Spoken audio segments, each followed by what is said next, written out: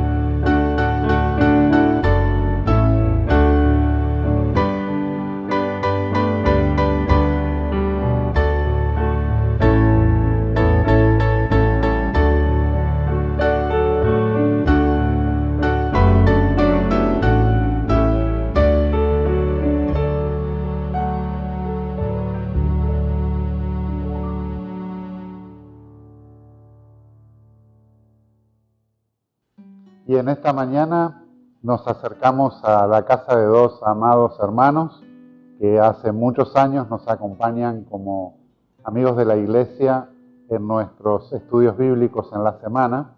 Ellos son miembros fieles en la Iglesia Metodista de Puerto Rico y hoy van a estar con nosotros aquí, Eric e Inés, compartiéndonos la oportunidad de tener un momento para dar gracias, porque también en este tiempo tenemos que darle gracias a nuestro Dios. Saludos, Eric, saludos, Inés, gracias por recibirnos en su casa. Dios les bendiga a toda esta comunidad de fe que tanto amo y a nuestro pastor Siltra. En esta ocasión estoy aquí con Eric y estamos invitados al estudio de caligrafía de Eric. Y estamos pensando por qué dar gracias a Dios.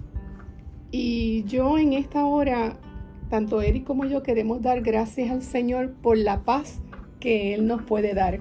Aquí Eric me lo escribió, ¿verdad? La paz que el Señor solamente puede dar al ser humano. Yo valorizo mucho la paz. La valorizo más que la salud, porque yo creo que uno puede tener un problema de salud, pero tiene la capacidad de enfrentarlo si tiene esa paz del Señor. Y me encanta una porción de Filipenses 4 que dice: no se aflijan por nada, sino preséntenlo todo a Dios en oración, pídanle y denle gracias también. Así Dios le dará su paz, que es más grande de lo que el hombre puede entender, y esta paz cuidará sus corazones y sus pensamientos por medio de Cristo Jesús. Este pasaje a mí me fascina porque yo, contrario a Pablo, he tenido mis momentos que me ha afligido, pero esa aflicción no llega a cautivar todo mi ser, porque con el consejo del apóstol recurro a Dios y le pido a Dios que me dé su paz. Y me encanta este versículo porque dice que le pidamos. Es como una acción que no termina, que de continuo tenemos que pedir esa paz que el Señor nos da. Y esa paz tiene la capacidad de cuidar nuestros corazones, de ahí donde salen nuestros sentimientos, ¿verdad? Y esa paz tiene la capacidad de cuidar nuestros pensamientos. Para mí la paz, al igual que como dice Inés, es algo que yo siempre es lo primero que pido antes que la salud o cualquier otro asunto, porque pienso que si tengo la paz, tengo herramientas para manejar situaciones difíciles. Dentro de mi trabajo que hago en la caligrafía siempre he escrito la palabra paz, y hace muchos años yo escribí esto que es del Salmo 30, versículo 14: busca la paz y síguela. Y muchos años después, como 10 años después, una persona me dice que lo más que le gustaba del cuadro era la paloma. Y yo la verdad que dije, ¿qué paloma? Porque yo que lo escribí, yo no dibujé ninguna paloma. Y entonces me dijo, sí, mira la paloma aquí que se forma con la L y la A, el pico y las alas. Yo no había dado cuenta de eso. Luego hice otra versión donde intencionalmente pinté la paloma donde esta persona la había visto. Y a veces nos sucede así con la paz, no la vemos o creemos que no tenemos paz. Sin embargo, Dios es el que la puede dar. Por eso también en la palabra que hemos leído hoy dice que el Señor es el que te va a dar esa paz. En estos momentos tan difíciles por los cuales estamos pasando, yo creo que es importante cuando en el versículo nos dice que la paz cuidará tu mente y tu corazón. Busquemos siempre la paz de una manera intencional, y solamente Dios es el que la puede dar. Es un testimonio que en nuestra vida siempre ha estado presente. Dios les bendiga, mis hermanos, mis hermanas. Dios les guarde. Un beso y abrazo para todos. Los extrañamos. Bye.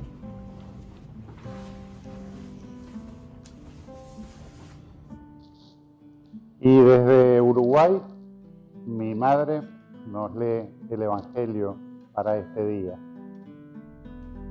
Ese mismo día, 2 de los seguidores de Jesús iban camino al pueblo de Emaús, a unos 11 kilómetros de Jerusalén. Al ir caminando, hablaban acerca de las cosas que habían sucedido. Mientras conversaban y hablaban, de pronto Jesús mismo se apareció y comenzó a caminar con ellos. Pero Dios impidió que lo reconocieran. Él les preguntó, ¿de qué vienen discutiendo tan profundamente por el camino? Se detuvieron de golpe, con sus rostros cargados de tristeza. Entonces uno de ellos, llamado Cleofas, contestó, tú debes ser la única persona en Jerusalén que no oyó acerca de las cosas que han sucedido allí en los últimos días. ¿Qué cosas?, preguntó Jesús. Las cosas que le sucedieron a Jesús, el hombre de Nazaret, le dijeron. Era un profeta que hizo milagros poderosos y también un gran maestro a los ojos de Dios y del pueblo. Sin embargo, los principales sacerdotes y otros líderes religiosos lo entregaron para que fuera condenado a muerte y lo crucificaron. Nosotros teníamos la esperanza de que fuera el Mesías que había venido para rescatar a Israel. Todo esto sucedió hace 3 días. No obstante, algunas mujeres de nuestro grupo de seguidores fueron a su tumba esta mañana, temprano, y regresaron con noticias increíbles. Dijeron que el cuerpo había desaparecido y que habían visto ángeles quienes les dijeron que Jesús está vivo. Algunos de nuestros hombres corrieron para averiguarlo y efectivamente el cuerpo no estaba tal como las mujeres habían dicho. Entonces Jesús les dijo: ¡Qué necios son! ¿Les cuesta tanto creer todo lo que los profetas escribieron en las Escrituras? ¿Acaso no profetizaron claramente que el Mesías tendría que sufrir todas estas cosas antes de entrar en su gloria? Entonces Jesús los guió por los escritos de Moisés y de los profetas, explicándoles lo que las Escrituras decían acerca de él mismo. Para entonces ya estaban cerca de Emaús y del final del viaje. Jesús hizo como que iba a seguir adelante, pero ellos le suplicaron: quédate con nosotros esta noche, ya que se está haciendo tarde. Entonces los acompañó a la casa. Al sentarse a comer, tomó el pan y lo bendijo. Luego lo partió y se lo dio a ellos. De pronto se les abrieron los ojos y lo reconocieron, y en ese instante Jesús desapareció. Entonces se dijeron el uno al otro: ¿no ardía nuestro corazón cuando nos hablaba en el camino y nos explicaba las Escrituras? En menos de una hora estaban de regreso a Jerusalén. Allí encontraron a los 11 discípulos y a los otros que se habían reunido con ellos, quienes decían: el Señor ha resucitado de verdad. Se le apareció a Pedro. Luego, los 2 discípulos de Emaús les contaron cómo Jesús se les había aparecido en el camino y cómo lo habían reconocido al partir el pan.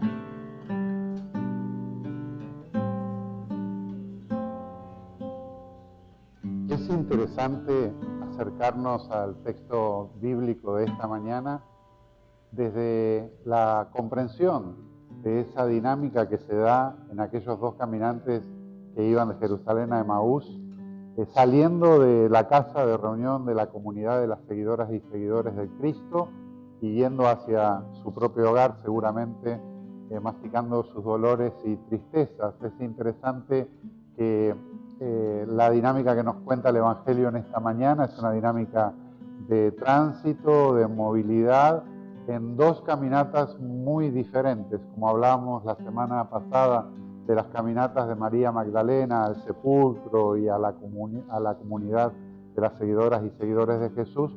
Hoy también nos encontramos con esta familia que, sin haber tenido todavía la experiencia del resucitado, transitaban un camino de dolor hacia la ciudad de Emaús. Y es interesante porque en ese camino difícil que les toca transitar, que aquellos 2 o aquellas 2 experimentan la presencia real del resucitado al lado de ellos, haciéndose presente en su camino. Primero ellos no lo descubren, pero finalmente, al compartir precisamente la casa y el pan, ahí descubren de nuevo al Cristo en medio de su propio hogar. Y es muy interesante todo lo sucedido y las dinámicas que se ven en ese camino, primero de Jerusalén hacia Emaús. Especialmente si recordamos que Jesús se definió a sí mismo como el camino, como la verdad y como la vida. Podemos encontrar ese texto en el Evangelio de Juan, capítulo 14, verso 6. Yo soy el camino, la verdad y la vida.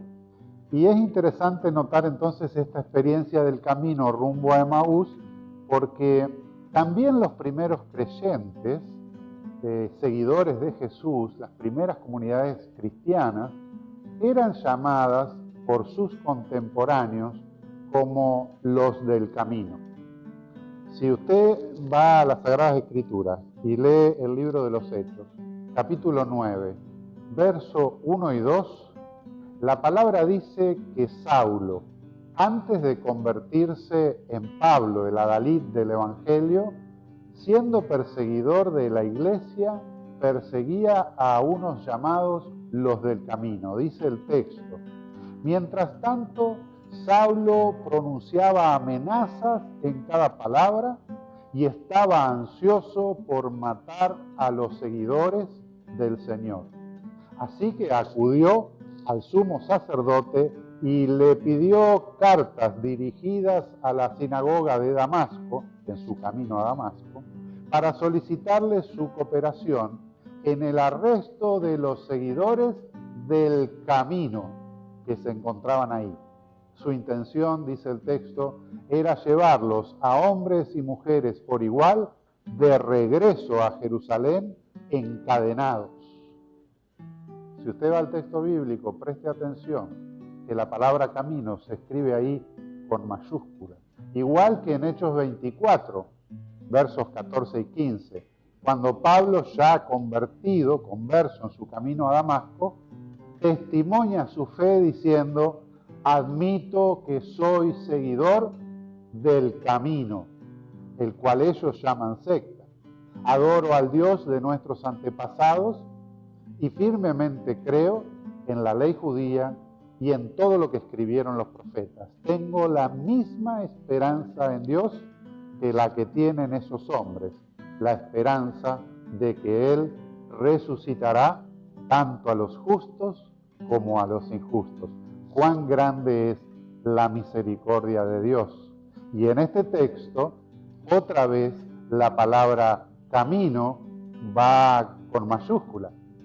No es un pequeño sendero, no es un caminito, es el camino con mayúscula, la avenida, el movimiento de las personas que siguen a Jesús, los del camino, las del camino, la comunidad. Nosotros, la iglesia, allí tú en tu casa y cada uno en la nuestra, somos el camino, los seguidores del camino que nos ha enseñado Jesucristo, nuestro Señor, también con mayúscula. Y el poner la mayúscula denota una importancia. Y ayer como hoy, en nuestros caminos que muchas veces transitamos con dificultad, con dolor, con angustia, quizás con muchas preguntas, como los caminantes de Maús, quizás masticando miedos o derrotas hacia Emaús, Jesús también hoy se nos aparece y se hace real a nuestro lado, tangible. Podemos encontrarnos con Él al compartir el pan, podemos encontrarnos con Él al volver a saborear las Sagradas Escrituras en el Espíritu misericordioso de Jesús. Hoy, hermanas y hermanos, ante nuestros caminos que estamos viviendo como mundo, como sociedad, como país, ante nuestra situación personal, comunitaria, social y hasta mundial, Dios tiene algo para decirnos. Y es maravilloso el mensaje que trae esta sencilla y antigua historia en que dos personas van caminando, una pareja humana, masticando sus experiencias dolorosas en medio de la oscuridad y de los peligros de la noche. El texto no define el género de los dos que caminaban. Unos piensan que eran dos discípulos varones, otros acentúan con mucho criterio la posibilidad de que era una pareja de un varón y una mujer, pero eso no es importante. El punto es que ambos van caminando un momento difícil de su existencia. Y en medio de ese doloroso y difícil camino, Jesús, con presencia, con preguntas, con reflexión sobre textos de la Biblia hebrea y con gestos concretos como compartir el pan, les ilumina la existencia. Y así de alguna manera debe suceder en medio nuestro hoy. Leía a una teóloga colombiana llamada Yermit Yensi Flores, que ella dice: en la vida cristiana, el camino es el mejor símbolo para expresar ese proceso de la experiencia de la fe en que cada uno va construyendo y viviendo al hacernos discípulos de Jesús. De algún modo, ese recorrido, ese hacer camino, nos permite la oportunidad de evaluar, de conocer cómo vamos caminando el camino, cómo vamos construyendo en medio de angustias y dolores nuestra relación con ese Jesús que quiere caminar a nuestro lado en cualquier momento del camino, cómo vamos vivenciando la manifestación de su amor a cada uno de nosotros. Por eso encontramos mucho sentido en reconocer que ese camino de Jesús junto a los discípulos hacia Emaús y el regreso de ellos luego corriendo a Jerusalén, ese camino es una escuela de discipulado, de obediencia, de apertura del corazón y la mente para recibir los alientos que nos da el Cristo resucitado. Partiendo del relato de los discípulos de Emaús, podemos identificar 3 asuntos principales que resultan pedagógicos, es decir, que nos enseñan y a la vez terapéuticos, porque nos sanan. Esos 3 asuntos son, en primer lugar, que siempre en el camino de la fe partimos de la realidad en la cual estamos.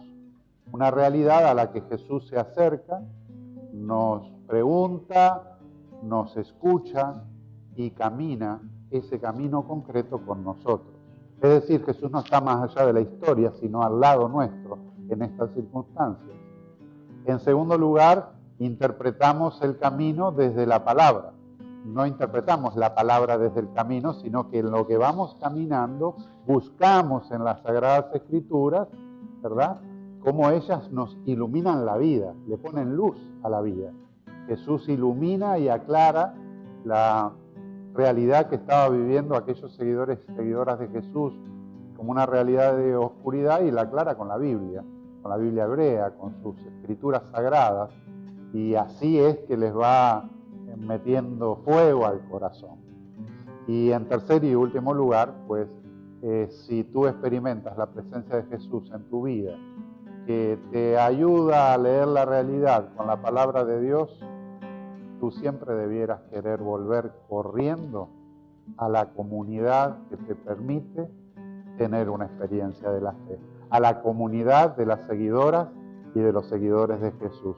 Dice el texto que Jesús le abre los ojos al partir el pan adentro de una casa y los devuelve a la comunidad y al camino para que corriendo regresen en reversa, en retroceso, ese camino que hicieron tristes, ahora lo vuelven con alegría para llegar a Jerusalén a compartir con los otros seguidores y seguidoras de Jesús lo que Dios les había permitido ver y escuchar, para que también ellos sientan que le arde su corazón porque Jesús está presente.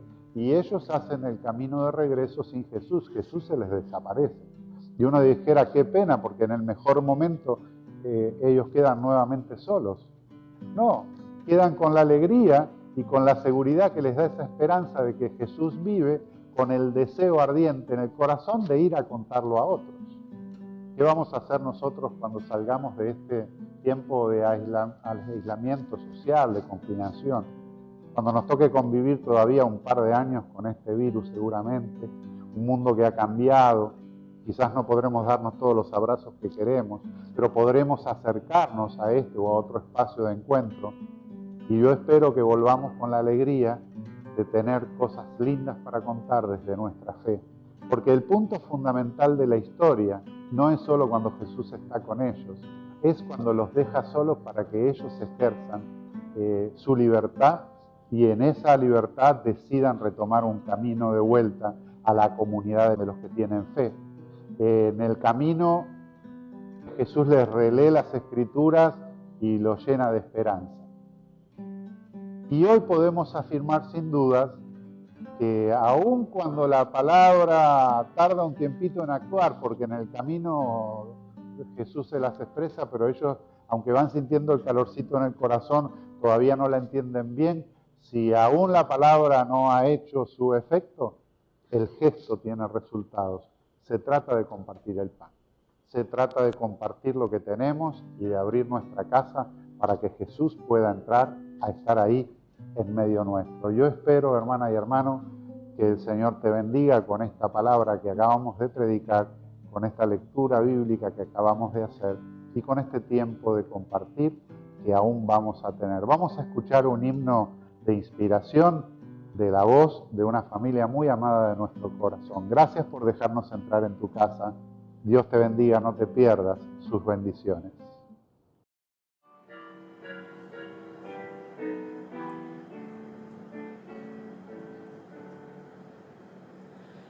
Cautívame, Señor, y libre en ti seré.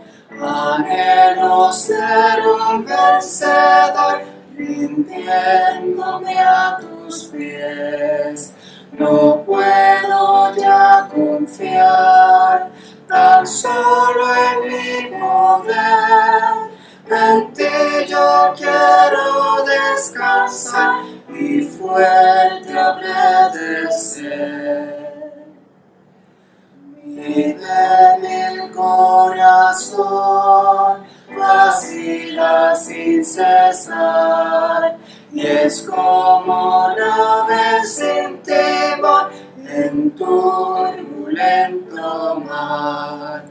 Concédele, Señor, perfecta libertad, envuélvele en tu santo amor, y libre así será.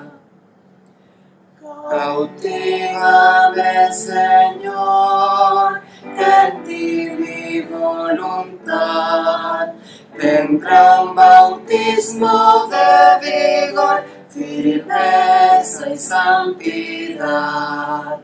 Podrá la tentación mi vida sacudir, no habrá más cierta protección que la que encuentre en ti. Nos volveremos a ver.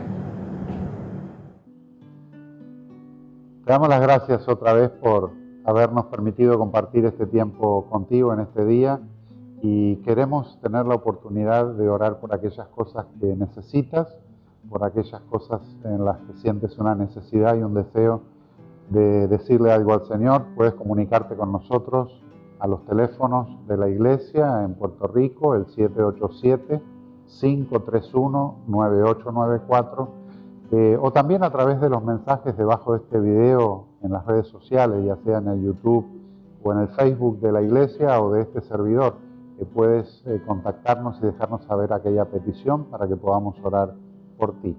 En este momento vamos a llevar toda nuestra necesidad delante del Señor y yo te pido que ahí donde estés tú puedas tener un tiempo de cerrar tus ojos, juntar tus manos y orar al Señor o ponerlas de una manera receptiva como quien imagina una fuente para recibir todo lo que el Señor quiere darnos en este tiempo de orar. Oremos juntas y juntos. Amantísimo Padre Celestial, venimos delante de ti con humildad, como hijas e hijos que necesitan de su Padre, de ese Padre que ama como una madre, de ese Padre que Jesús nos enseñó a conocer cada vez que hizo gestos de amor hacia los demás, en el compartir el pan en una mesa, en el sanar a una persona enferma, en el consolar o hasta defender a aquellas personas que sufrían injusticias. Y venimos delante de ti, Señor, para poner nuestro mundo, para poner nuestro país, para poner a todos aquellos que están sufriendo y a todos aquellos que caminan un sendero como el de los discípulos camino a Emaús, masticando dolores, tristeza y percibiendo oscuridad. Hazte presente en medio nuestro, abre nuestros ojos y nuestros corazones a ti y permítenos, Señor, ejercer solidaridad y amor a otras y a otros en nuestra comunidad para que más hombres y mujeres podamos sentir y saber lo que significa el amor tuyo revelado, Señor, en Jesucristo. Te damos gracias por cada oportunidad de vida que nos has dado y te pedimos que te quedes con cada una y cada uno de nosotros, con aquellas personas que trabajan en centros de salud, en supermercados, en gasolineras, en levantando la basura en nuestras casas, para que también ahí, Señor, sea tu protección. Quédate con nosotras y nosotros y bendice a tu pueblo, aquí y hasta los confines de la tierra. Amén y amén. Sube a nacer conmigo, hermana, sube a nacer conmigo, hermano.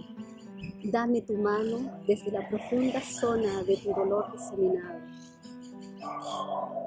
Apreciadas hermanas y apreciados hermanos de la comunidad de fe en Puerto Rico, reciban mi abrazo soberal desde este Santiago de Chile otoñal.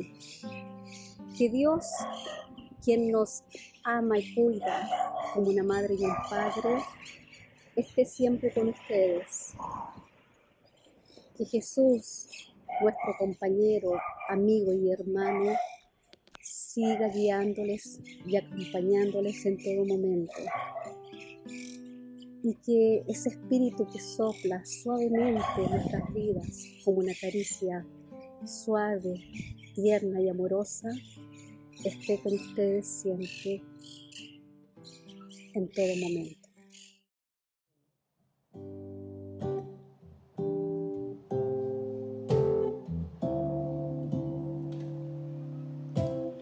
En pecado yo vivía,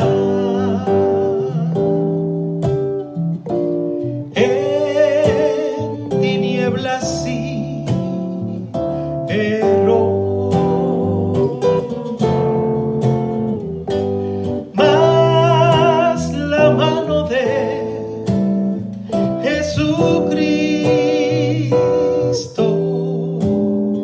me tocó y salvo yo soy. Me ha tocado, sí, me ha tocado, y ahora sé que el Salvador salva, sana y viene por mí. Me ha tocado Cristo el Señor. Desde que encontré al Maestro